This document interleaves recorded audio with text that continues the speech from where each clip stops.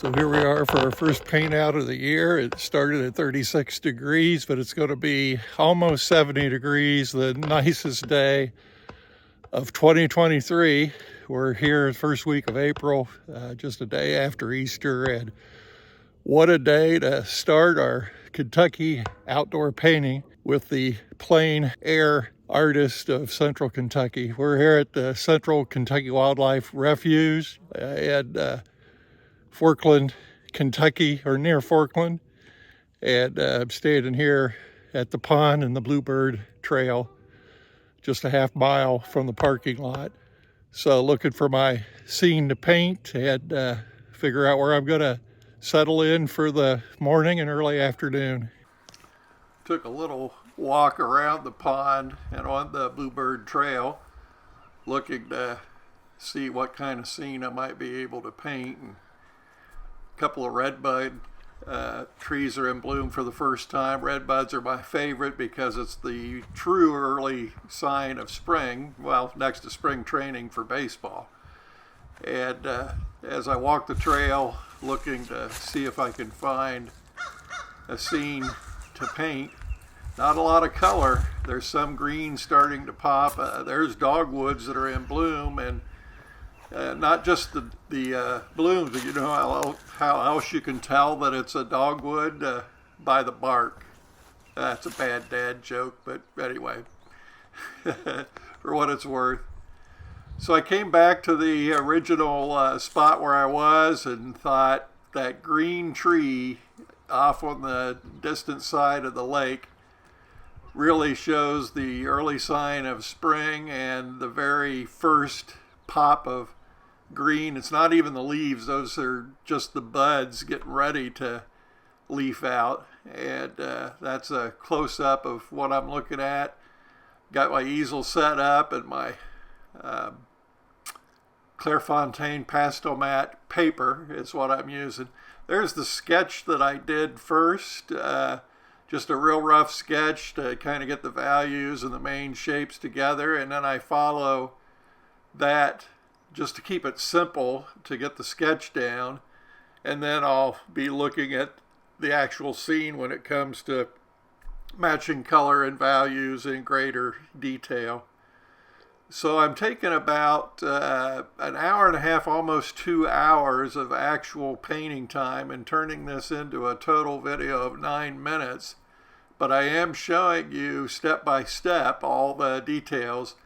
So I just begin to lay in a purple, which is all the shadow or darker areas, and get all that covered. And this is a neat little watercolor pen or brush. It's got a brush on the end, but it's filled with water and allows you to not have to carry yet one more thing. The water is already in the brush, and you squeeze it to get more and more water to come out. I do that to smooth all that out, all the shadows, and then watch as it dries. It'll go back to that purple tint.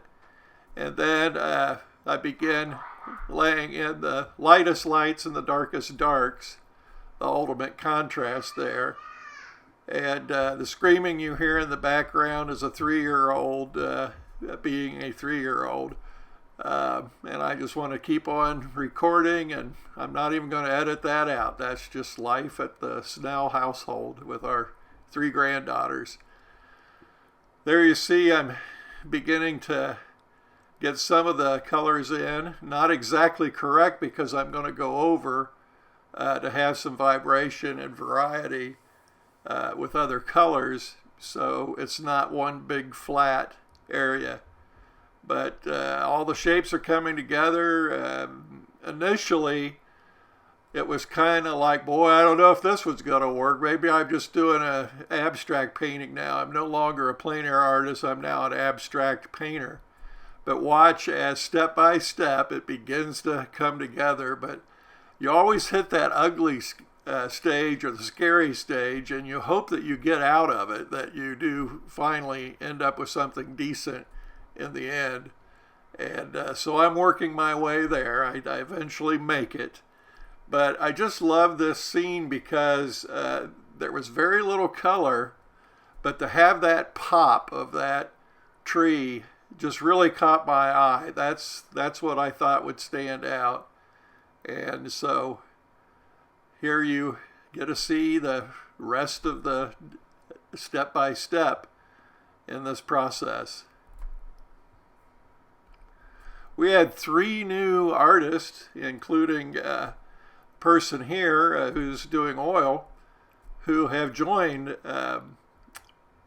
Plein Air Artist of Central Kentucky, PAACK, and new to the group, and that was kind of exciting to have 3 new people show up, and 2 of them had never done plein air painting before, and they found out how challenging it is, but also how rewarding it is. And it's so neat that this all started in the living room in Danville of Donna Forgas and a few others who got it started several years ago, and now it's grown to well over 100 members.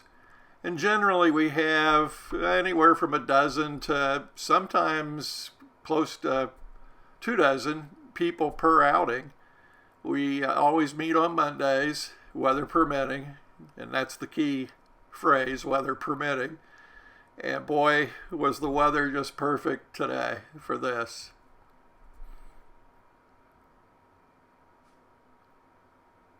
I'm putting on the final highlights and details, getting the shadows in, and still continuing to work on that tree. And you'll see that I keep changing the angle of that trunk and the reflection, and once you get all those little side limbs in and that, you go back in with another layer of pastel to kind of fade it back and not make it stand out like a skeleton.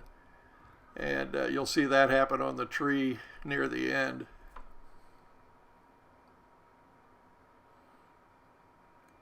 You know, you think the color of water is blue, but actually it was this brownish green and pretty dark.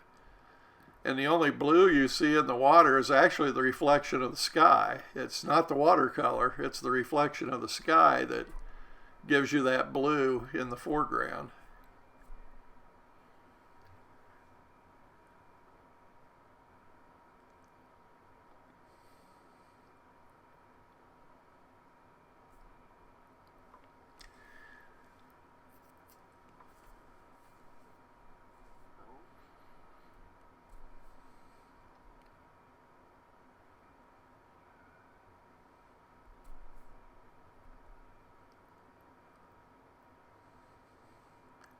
You see that all of my pastels fit in the Strata easel, which is wonderful, makes it so convenient to carry in a backpack.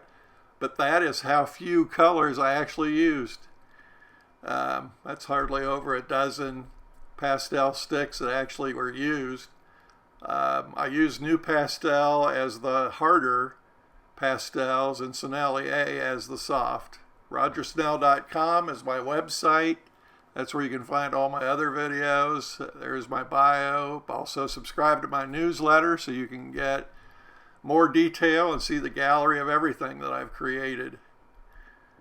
Thanks for watching, and please click subscribe. It really helps to spread this to a wider audience.